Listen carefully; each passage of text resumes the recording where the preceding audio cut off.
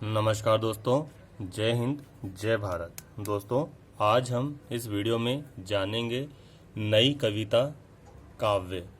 पिछली वीडियो में हमने देखा था नई कविता काव्य की विशेषताएं, परंतु आज हम इस वीडियो में जानेंगे नई कविता काव्य, जिसके माध्यम से आपको नई कविता समझने में सहायता मिलेगी। नई कविता के प्रवर्तक हैं मुक्ति बोध। जो नई कविता है दोस्तों, वो ग्रामीण परिवेश और शहरी परिवेश दोनों को देखकर लिखी गई है।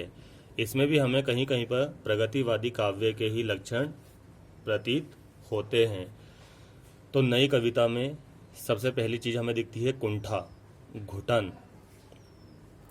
तो कुंठा घुटन से संबंधित हम एक कवि की रचना देखते हैं। कवि हैं दुष्यंत कुमार। रोज जब रात को 12 बजे का गजर होता है, यातनाओं के अंधेरे में सफ़र होता है। दुष्यंत कुमार गजल सम्राट हैं। इन्होंने गजल लिखी है नई कविता में। रोज जब रात को 12 बजे का गजर होता है, यातनाओं के अंधेरे में सफ़र होता है। दोस्तों, जब 12 बजे का घंटा बजता है, तो अमीर लोग अपने अपने महलों में आराम से सो रहे होते हैं, परंतु मजदूर यातनाओं के अंधेरे में सफ़र कर रहा होता है। वो डर जाता है। क्या डर जाता है? अरे बाप रे, अगला दिन हो गया है और मुझे काम धंधे पर जाना है, अमीरों के यहाँ पर गुलामी करनी है। तो इसलिए बोल रहे हैं यहाँ पर कुंठा है, घुटन है। अगला हम देखते हैं परिवेश। जो मजदूर वर्ग होता है, वो अपने गांव को छोड़कर शहरी परिवेश में आता है, परंतु शहरी परिवेश में वो घुटन महसूस करता है। क्या करता है? घुटन महसूस करता है। वो अपने इस नए परिवेश को अनजाना सा महसूस करता है। यहाँ पर दूर दूर तक कोई नजर नहीं आता है अपना। ये हमें दर्शन होते हैं हरि नारायण व्यास की कविता में। परिवेश समझ गए होंगे। परिवेश यानी कि जो शहरी परिवेश है, उसे अनजाना सा लगता है, उसे अपने घर याद आते हैं, क्योंकि शहरों में ग्रामीणों की देखभाल करने वाला कोई नहीं होता। वो अंधेरी गलियों में कुत्ते की मौत मारे जाते हैं, क्योंकि गलियों के आसपास पूंजीपतियों की क्या रहती है? फैक्ट्री रहती है। उनसे धुआं, रासायनिक केमिकल निकलता रहता है, परंतु मजदूर मरते जाते हैं। गांव के भोले भाले लोग मरते जाते हैं। तो गांव के लोग याद कर रहे हैं परिवेश को। याद आते घर, गली चौपाल, कुत्ते मेमने मुर्गे कबूतर, नीम तरु पर सूख कर लटकी हुई कड़वी तुरई बेल। यानी कि जो शहरी परिवेश में गांव के लोग आए हैं कमाने धमाने, उनको अपना गांव याद आता है, घर याद आता है।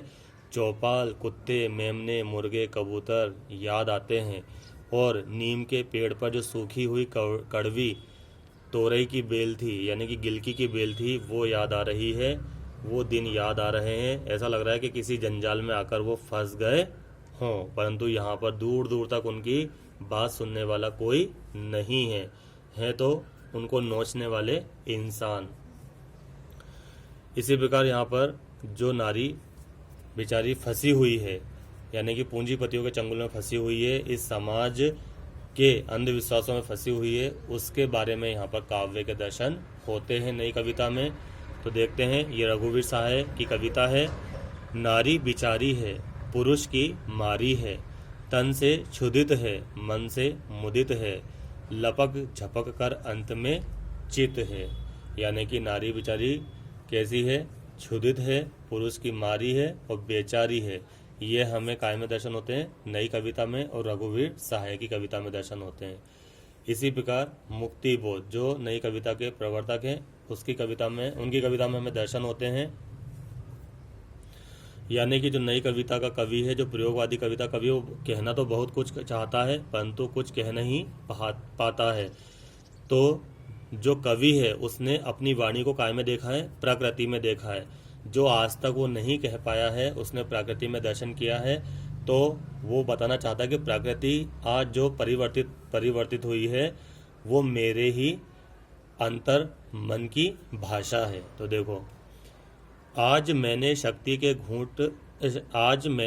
के अमृत का घूंट पिया, धरती ने अपना धानी घूंघट उघार कर मुझ में अपना ज्वलंत वसंत निहार लिया।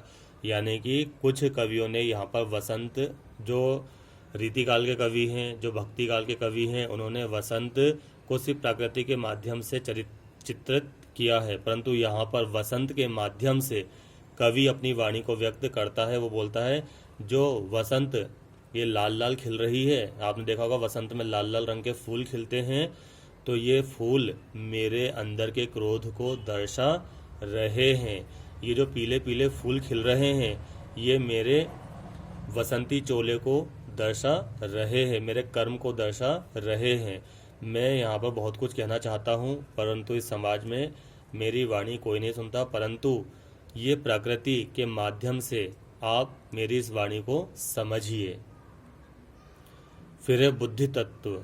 इसमें नई कविता में हमें बुद्धित्व के दर्शन होते हैं, ईश्वर के प्रति अनास्था के दर्शन होते हैं।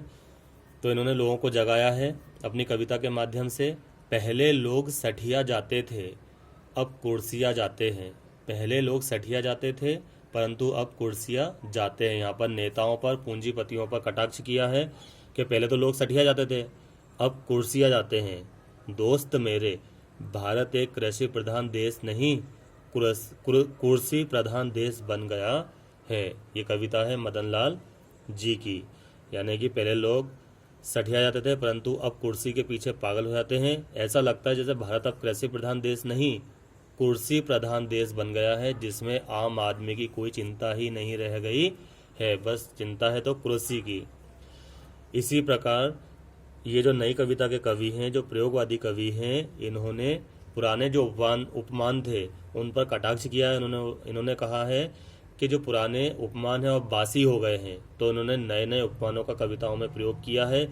जैसे कि पुराने जो कविताएं हैं, जैसे चरण सरोज पखारन लागा, जैसे कि राम भगवान की जो लटें थी वो लटक कर चेहरे पर आ रही थी, ऐसा लग रहा था जैसे कि भौरे राम की सुंदरता का रसपान कर रहे हों।